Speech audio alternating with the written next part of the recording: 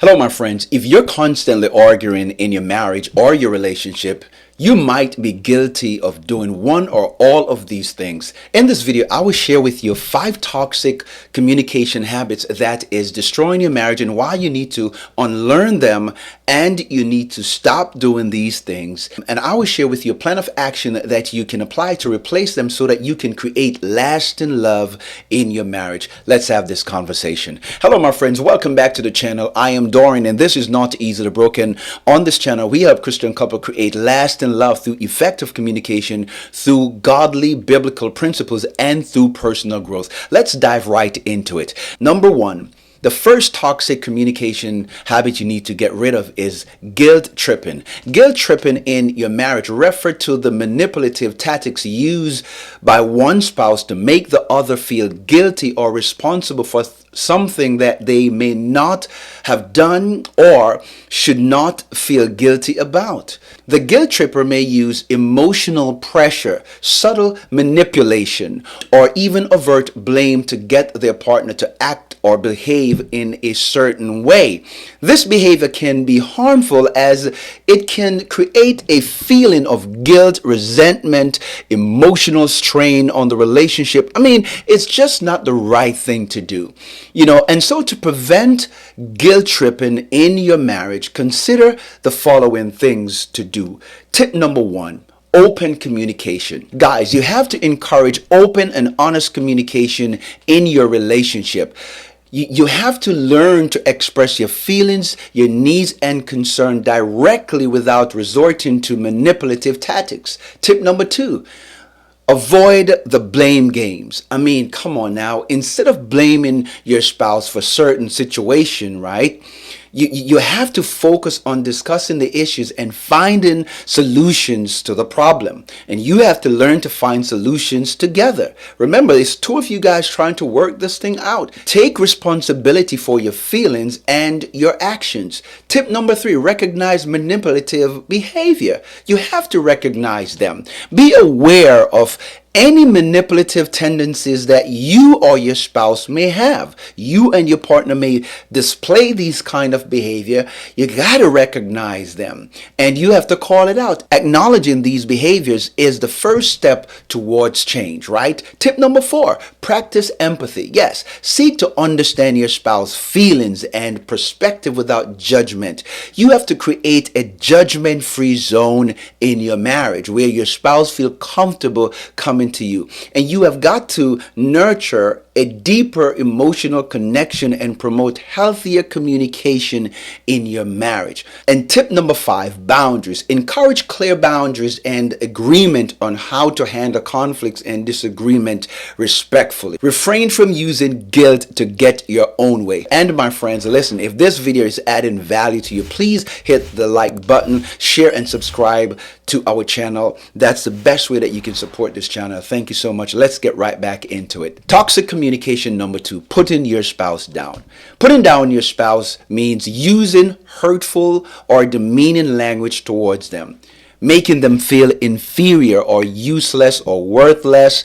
It involves criticizing their ability, appearance, or character in a way that damage their self-esteem and create a negative atmosphere in your marriage or your relationship. Instead of supporting and uplifting your spouse, putting them down can lead to resentment, erode trust, and harm the emotional bond that the both of you guys share. So what should you do in a situation like this, right? In Ephesians chapter 4, verse 29, it tells us that let no corrupt communication proceed out of your mouth.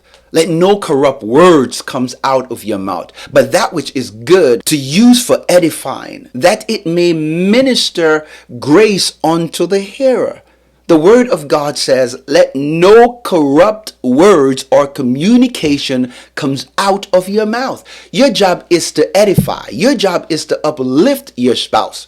The Bible tells us that life and death are in the power of our tongue. We can either use our words to uplift, to edify, to elevate, to bring conscious awareness to our spouse, or we can use it to tear them down. Listen, your spouse is a person that you choose to do life with. You are sharing life with this individual.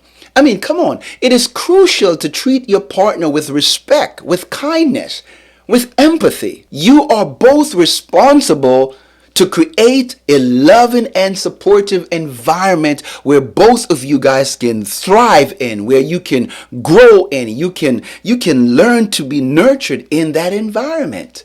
And you do it together. Toxic communication number 3. Bringing up the past. Bringing up the past in your relationship means referring to past mistakes, conflicts, or issues during an argument or discussion with your partner. You know, my friends, listen. When you bring up the past, you are visiting old grievances that may have already been resolved and forgiven. And if you are bringing it up in the presence of a new disagreement or conflict, it is manipulative and is controlling. You know your spouse is not like that anymore. So why are you bringing it up? You know they have changed, they have grown, they become a better person, they are a better version of themselves. Why would you want to hit them so low? Why would you want to throw such a low blow? I mean, think about it. Why would you? It can lead to reopening wounds and reigniting past emotion, making it difficult to move forward and to resolve any of the present issues that you're dealing with. If you're bringing up the past, it is because deep down, you know that you don't want to change. You want to still stay the same. And so in order for you to validate why you are the way you are, you have to bring up the past so that you can feel better about yourself. You have to throw shade at your spouse just because you want to stay the way you want to stay. Do the things that you want to do. And that's not fair, and it's not the right thing to do. I believe that's a passive aggressive behavior. That is displaying unforgiving personality. And no, you can't do that. It's just not the right thing to do. If you want to stop the blame game, this is what you should do. The Bible tells us in 1 Corinthians chapter 13 verse 5 that love does not dishonor others. It does not seek its own way. It is not self-seeking. It does not easily get angered, and it keeps no score of what's wrong. So instead of focusing on the past, it is essential to address the current situation and work towards understanding each other's perspective without dwelling on the historical events that happened 3 years ago, 10 years ago, 15 years ago, 10 weeks ago, 5 months ago. No, stop being petty. If the person is still doing those things that you are complaining about or reminding them about or bringing up, then it means that they have no respect for the marriage. They have no respect for you. So, that's a whole different story. So by letting go of the past, you can nurture a healthy and more constructive communication style that promotes growth and mutual understanding in your relationship. Toxic communication number 4. Comparing your spouse. Man, this one here is tough. Comparing your spouse with another person. Comparing your spouse means measuring them against others, whether it's comparing their qualities, their achievements, comparing their appearance to those of other people. My friends, listen, this is the most disrespectful thing that you can do to your spouse. Comparing your spouse to your ex or, to somebody that you think is a better choice than while you're with them.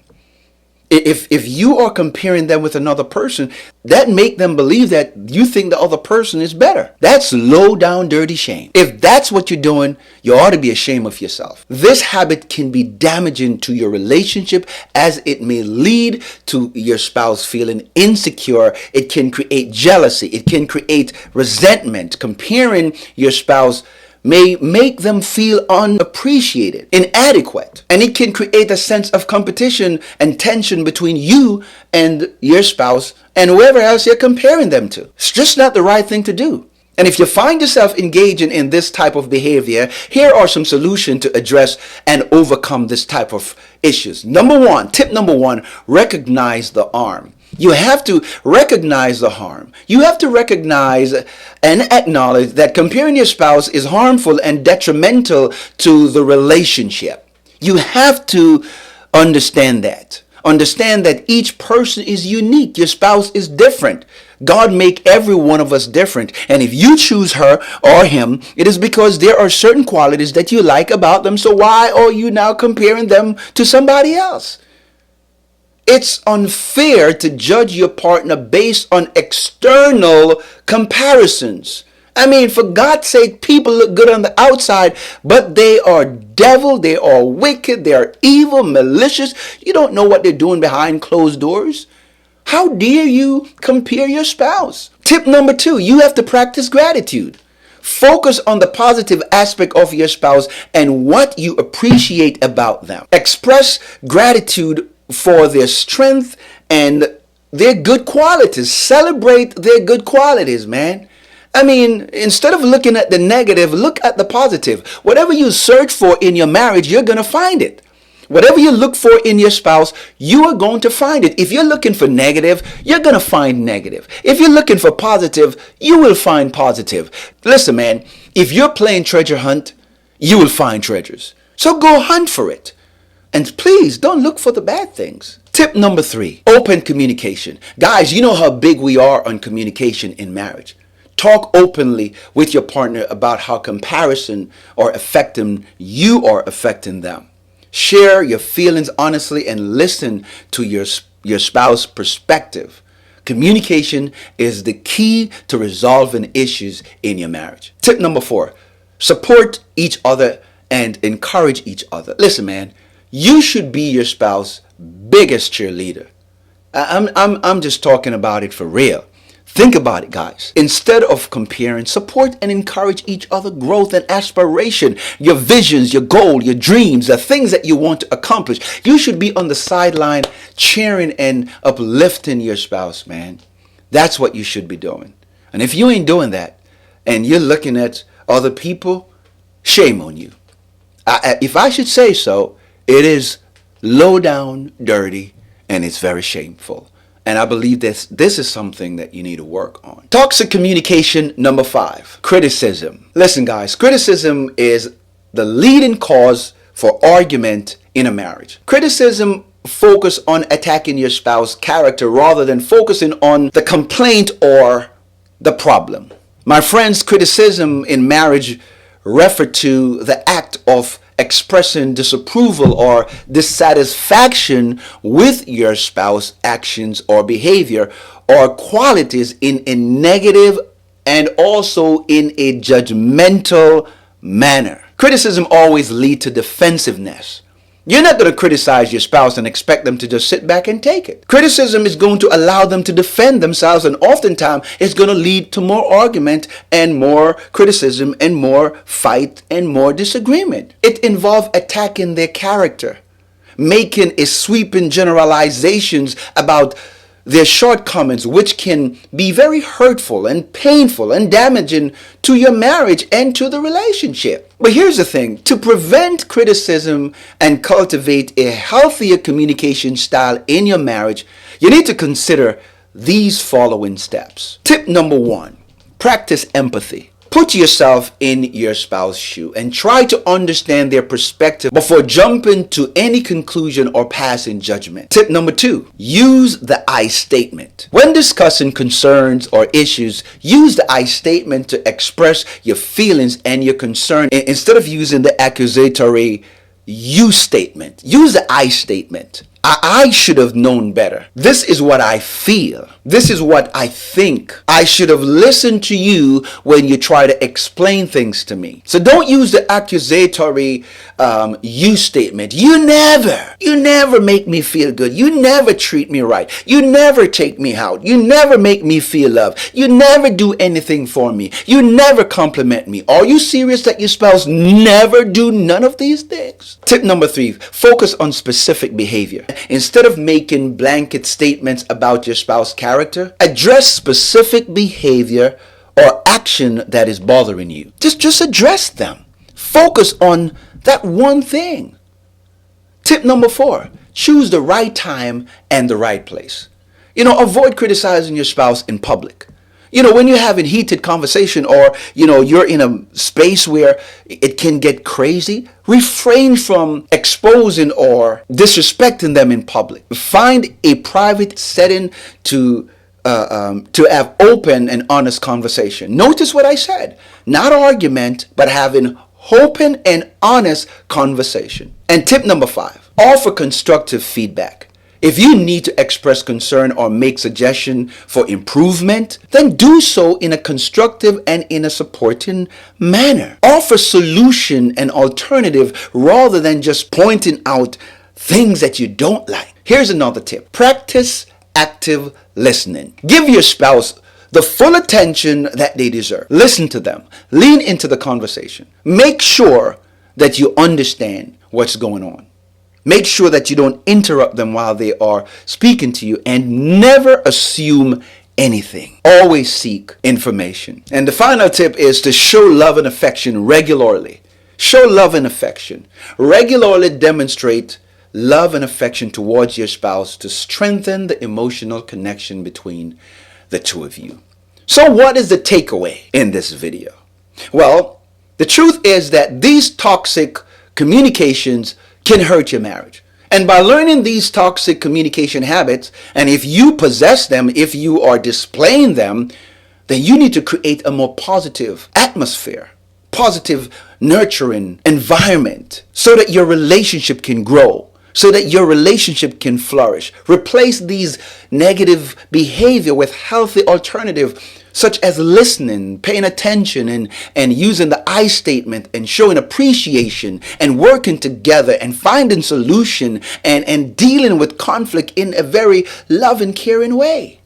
Guys, effective communication is the key to building a strong and a healthy connection and healthy relationship, healthy marriage, putting God first, learning how to deal with your issues, praying for each other, learning about each other habits and likes and dislikes, and how you can modulate and shift the temperature of your marriage based on the information that is presented to you. And that, my friend, is what you need to do. And so, my friends, if this video adds some value to you, then please do us a favor and hit that like button. Please subscribe to our channel. Like and share and subscribe. And my friend, thank you so much for watching. May God continue to bless you. And always remember this, that your marriage is not easily broken.